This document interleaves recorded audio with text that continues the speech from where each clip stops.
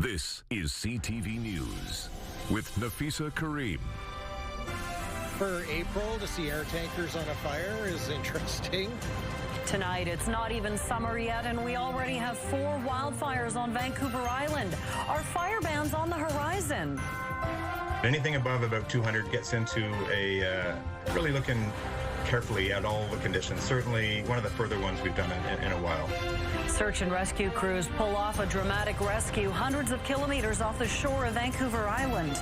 Plus, Adam finds out the story behind a rare arrival at a Saanich vineyard. Later on the Sawatsky sign-off. Good evening and thank you for joining us. We begin with an abrupt transition from winter rains to wildfire season. On Vancouver Island, 4 small fires are already burning, leaving many to wonder when fire bans and restrictions will come. CTV's Andy Garland has more. Summer hasn't arrived yet, and a helicopter is being used to help fight a wildfire on Vancouver Island. I think for April, to see air tankers on a fire is interesting. The Robotham Lake wildfire started yesterday in a cut block 4 kilometers south of Coombs. Upwards of 16 crew working the fire today, pushing within the perimeter to identify further hotspots. Was highly visible from Highway 19 and Highway 4. Just because of the geography and kind of up the mountain a bit, it was rather visible. Today, however, the smoke was gone and you could barely make out the scorched earth from a distance. Pleased to report that as of last night, it is now declared being held. BC Wildfire Service put out a weather advisory before the weekend, warning about recent warm, dry and windy conditions. We're keeping an eye on areas where we see start to dry out a bit more and are more susceptible to ignition. We're getting this trailers all ready to go for the season now. The dry conditions are coming at a time where nearby Dashwood Volunteer Fire Department will be putting its members through their 3rd annual wildfire boot camp this weekend. It's top on our priority list. It was very apparent last year that all that time and all the training that we've put in paid us back in spades. The volunteer department has been proactive over the years in helping communities fire smart areas at risk of wildfire, which was instrumental during the Wesley Ridge wildfire. They have bought in hook, line, and sinker, and the Fire Smart saved a bunch of homes last summer. With fire danger ratings at low to moderate in our region and no fire bans currently in place, officials say this fire season will largely depend on spring rain amounts come May and June. Whether it's going to be a rainy season or whether it's going to be a hot season, we're equipped either way. The Robotham Lake wildfire is suspected to be human-caused. Andy Garland, CTV News, Arrington. The Saanich Fire Department and the Capital Regional District are putting out a warning over a fire that kicked off huge plumes of smoke and took roughly 10 hours to put out. The fire happened at the Hartland Landfill on Saturday, starting around 7 p.m. The Saanich Fire Department says it was a big one, with flames going deep into the garbage and spreading widely. 28 firefighters worked to put it out, with departments from Central Saanich, Highlands, and Willis Point providing mutual aid. One of Saanich's assistant deputy fire chief says the site was ripped apart with excavators, so determining the fire's origin is near impossible. Still, the department and CRD say it was likely caused by a lithium battery, which have previously started fires there. Lithium batteries, especially with new technology, any chargers, any electronic device, which I believe CRD at Hartland has free disposal for those, safe disposal, but not to throw in your garbage anymore. I mean, I think we've done that for many years and it needs to stop. Lithium batteries can be found in all sorts of electronics, including phones, laptops, and e-bikes, and they can ignite when crushed or punctured. We have a lot of livestock, a lot of farms in those areas and rural properties, and not to mention the residents around Hartland Road and those areas as well. We wanted to get this taken care of as soon as possible to mitigate the risk of the toxic smoke. He says it took a significant amount of water. Crews used a fire hydrant and 5 trucks equipped with 25-gallon tanks to get the job done. A review of intimate partner violence-related deaths in BC has resulted in what the chief coroner calls an unequivocal finding. These types of deaths are overwhelmingly preventable. We bring in CTV's Anna McMillan with more on the findings of this review and what can be done to intervene. Anna. The review spans 2016 through 2024, finding at least 135 people died from intimate partner-related violence in BC during that time. A new report to the chief coroner says those who died include partners, children, family members, friends, and the perpetrators themselves. The report says warning signs were often present, and in many cases, the systems meant to respond were uncoordinated and overburdened. When you look at these deaths, what they share is that people knew that it was happening. And it's not just about government taking responsibility, it's about communities taking responsibility. It's about people being open and honest about these things. Last September, the coroner convened a panel of experts to review deaths related to intimate partner violence with the hope of identifying ways to prevent them. The panel found many victims interacted with the healthcare system, police, and community supports before their deaths. The findings of this review demonstrate that many victims had contact with systems that could have intervened, yet opportunities for prevention were missed. The panel makes several recommendations, including one to enhance training for first responders and healthcare providers to improve the identification of this type of violence. The panel also wants the province to establish a coordinated response to ensure various ministries and policies are aligned. The conversations that I've had with ministers, with people that work within government, everyone's been entirely receptive. And it's so I think I'm very positive that good things are going to come from this and that we will see some positive effect. The Coroner's Service says many of its investigations from 2016 through 2024 remain open, so the total number of intimate partner-related deaths is expected to rise. Thank you, Anna. New gun control regulations are coming to BC this fall, giving police new tools to crack down on organized crime, including here on Vancouver Island. The new rules under BC's Firearm Violence Prevention Act come into force October 1st. The province says the goal is to disrupt gang activity by tightening firearm rules and closing gaps in federal law. Those rules include new offenses for drive-by shootings, illegally transporting firearms in vehicles, unsafe storage, and causing public disturbances with imitation guns. We know that criminal groups adapt quickly. They exploit gaps in the law using vehicles, rental cars, and even young people to transport firearms. This is really about closing gaps, prevention, and accountability. These regulations are building on a number of provincial actions to disrupt organized crime. By bringing the Firearm Violence Prevention Act into force, we are giving police new tools, reducing opportunities for organized crime, keeping firearms out of the hands of children, and strengthening safety in our communities. The regulations also ban the sale of BB, pellet, and airsoft guns to youths and prevent firearms and imitation guns from places like schools, hospitals, and courts. The province says exemptions remain for hunting, sports shooting, and training. Enforcement begins this fall. A dramatic rescue off the coast of Vancouver Island as search and rescue crews from CFB Comox medevaced an injured cargo ship crew member to hospital. If you have any other comments or questions, please don't be scared to ask. We're here to help. And help they did. The call came in Friday from a cargo vessel about 315 kilometers west of Vancouver Island. The ship's captain contacted the Joint Rescue Coordination Center in Victoria, saying a crew member had fallen through a hatch and needed urgent medical care. The issue? The vessel was too far from port. A Cormorant helicopter and a Kingfisher search and rescue plane were launched from CFB Comox for the 300K there and 300K back. Anything above about 200 nautical miles, we're getting into a situation where it's on the fence. It's definitely depending on the winds and the weather. The Cormorant has a really great range. It's 3 engines, but 250 nautical miles is probably the limit depending on the weather and winds. So this was within the comfort zone. That's why we always send a top cover airplane as well. But this is not for the faint of heart. When we're getting above 200, we're now getting into the situation where has to be a pretty quick on-scene time and then to get back.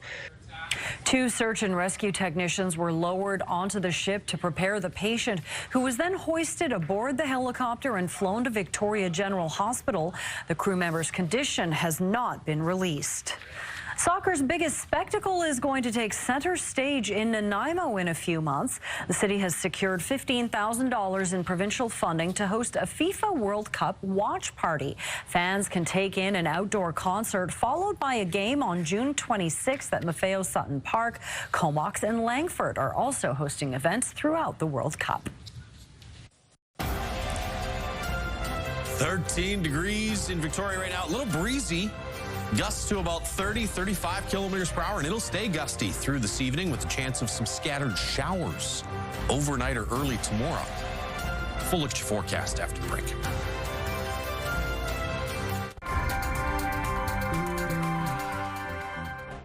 The start of the week, everything seems fresh and new. What are you serving up, Josh?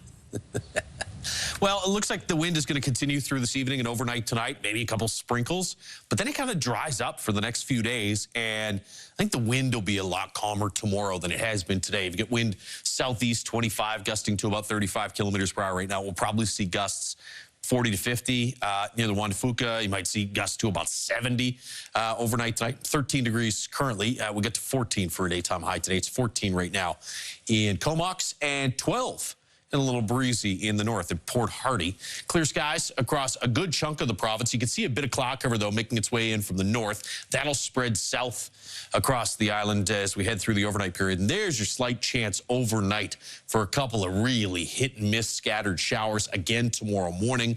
You might see a bit of that. Best chance is going to be around Nanaimo and just off to the north. Port Alberni region probably gets a few scattered showers off and on through the day tomorrow as well. And then sunshine later in the week. We've got some morning fog patches in the north, then a mix of sun and cloud, high of 12 tomorrow. Should be in the 14 or 15 range for Wednesday, Thursday, Friday. So pretty close to average here for most of this week. Big warm up on the way into the weekend with daytime highs getting close to 20 in the north. We'll see highs in the low 20s for inland areas by Wednesday, Thursday. For tomorrow, 17 degrees, mixed sun and cloud, slight chance of a few scattered showers. It's not going to rain all day tomorrow. Sunshine Wednesday and back to sunshine, it looks like, to close the week and head into the weekend. Out on the west coast, mixed sun and cloud, 13 degrees, 15s for Wednesday, Thursday, with the chance of a few hit and miss showers, especially from Tofino north Thursday evening. Friday, Saturday, back to drier conditions and mid to high teens for daytime highs. Chance of a scattered shower tomorrow morning around Comox, then a mix of sun and cloud. 15 tomorrow afternoon. Sunshine at 18 on Wednesday. And highs will be in the upper teens, close to 20. Close the week and head into the weekend. Nanaimo, pretty similar temperature pattern. Mid-teens tomorrow, so right around average. You get that slight chance of a shower overnight or early tomorrow morning. Most of tomorrow, if not all of it, looks pretty dry. And by the afternoon hours, a mix of sun and cloud. 18 and sunshine on Wednesday and up around 20 for daytime highs Thursday, Friday, and Saturday in Victoria. Mid-teens again tomorrow. We get to 14 for a daytime high today, 14 again tomorrow. You can see 15 is the average daytime high, so a little cooler than it was over the weekend. Daytime highs in mid to high teens. Mixed sun and cloud through the day. There's that slight chance of scattered shower in the morning, but for most of the day, it looks dry. Sunshine Wednesday with a high of 18, up around 20 Thursday, Friday, and 20 or into the low 20s for Saturday and Sunday. So not a lot of precipitation in the forecast. Wind should back off for tomorrow after a gusty day today, and nice warm temperatures for the next 5 to 7 days. Sounds great. Thank you, Josh. Well, youth from across Canada and parents who have lost children to harmful online content showed up on Parliament Hill in Ottawa today with an urgent message. Something needs to be done to protect children online now. CTV's Rachel Aiello reports. Time is up. Youth from across the country came to the nation's capital today with a clear message. The time is up. Stop the delay and protect the kids today. Armed with a stack of letters addressed to every single member of Parliament, they are calling on the federal government to urgently introduce and pass online safety legislation. I have been waiting a third of my life for this to be reality. As the first generation growing up fully online, they spoke about feeling unsafe on social media, using AI chatbots, and playing video games. We can't vote, but our voices matter. Parents who have seen what damage can be done to kids online were also there, including Amanda Todd's mother, who has long been demanding action after her daughter, a victim of cyberbullying, died by suicide. Her story shocked this country, but what should shock us even more is that more than a decade later, children are still being harmed in the same ways. The Liberals have been promising some form of online harms legislation since 2019. 2 different versions were tabled in Parliament and scrutinized, but both bills died between the last 2 federal elections. The youth then hit the Hill, meeting with decision makers from all parties to lobby for a new online harms bill this spring.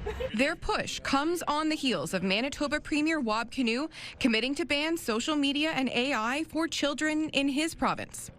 Our kids will never be for sale, and their attention and their childhoods should never be profited from. Well, as a parent, I share the same concerns as many parents. Too much screen time, highly addictive algorithms. Today, the group also met with Mark Miller, the minister responsible for future online harms legislation. He's yet to say when a new bill may be ready, as he's still consulting experts on what its scope should be. But the youth told me today they won't let another year pass without action. Rachel Aiello, CTV News, Ottawa. Canadians will soon have a direct financial stake in this country's major nation-building projects. The Prime Minister has announced the Canada Strong Fund. It's an investment vehicle for the private sector and ordinary Canadians. CTV's Mike LeCouture on how it will work and where the money will come from. Canada's first national sovereign wealth fund. Using a Canadian Pacific Railway train as a backdrop, the Prime Minister says the new fund will allow Canadians to contribute to projects that will build the nation, like the Iron Spine did 150 years ago. The federal government will put up $25 billion and is counting on Canadians to also invest. But we intend to provide it in a way where the investment itself, the actual amount of money, is protected. It's something consistent to buying a government bond, but has the upside, the additional return when these projects realize their potential. Carney added the fund will operate as an independent arm's-length Crown corporation. He also compared it to Norway's Wealth Fund, which is worth more than $2 trillion US. But some economists warn there is a difference. The funding model in Norway might work better because it's funded through surpluses. But here we need to make sure that we have a stable budget and get rid of those deficits before we think of injecting more money. Pierre Poilievre points out the Liberals created the Defence Industry Bank and the Infrastructure Bank, which the Conservative leader contends have not borne fruit. It's déjà vu all over again. Borrowing yet another $25 billion out of the economy to subsidize projects that the government still cannot figure out how to approve. Carney says the Infrastructure Bank and other agencies do work. All of those entities are helping underlying businesses at the core to move forward. The Prime Minister sees this as an opportunity for ordinary Canadians to invest a little money into big Canadian projects. But with the ongoing affordability crisis, it's unclear how many people will have the means to do so. Mike LeCouture, CTV News, Ottawa. Coming up, 5 Alive. Adam finds out why the owner of a Saanich Vineyard is calling this a 1 in a million arrival. Next on the Sawatsky Sign-Off.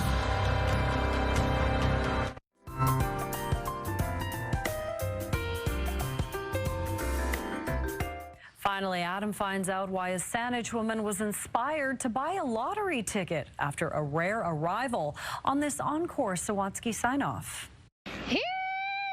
If this were a normal day, the first you to answer Ashley Rose's call would be Abigail. And she just wants her face rubbed and her ears scratched. But this is not normal.